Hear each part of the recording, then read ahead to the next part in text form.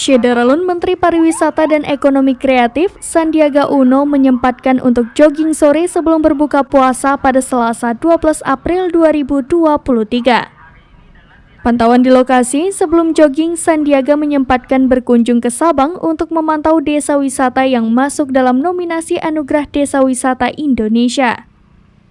Setelah dari Sabang, Sandiaga dan rombongan melakukan aktivitas jogging di Banda Aceh.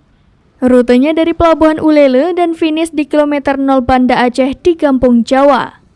Mengenakan baju berwarna biru, Sandiaga terlihat tampak santai saat melewati pantai di Kampung Jawa. Ia juga takjub dengan panorama alam di sana. Selain Sandiaga, tampak juga PJ Wali Kota Banda Aceh Bakri Sidik dan Kadis Pariwisata Banda Aceh ikut mendampingi orang nomor 1 di Kemenparekraf tersebut.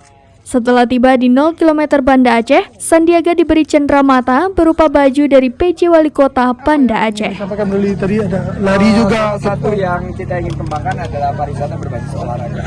Dan sebetulnya simpel-simpel aja, nggak usah bikin yang megah-megah, mewah-mewah. Kita menjalin komunikasi dengan komunitas. Hari ini ada Indoranis, dan ada 5K, 5G, dan komunitas-komunitas lainnya. Ada juga selebgram yang ikut tadi, Mas Arwin, dan ada Pak Wali Kota. Harapannya semakin banyak event berkelas nasional dan internasional berkaitan dengan olahraga, baik olahraga lari maupun olahraga apapun yang gunanya untuk membangkitkan ekonomi kita sekaligus mendorong gaya hidup sehat.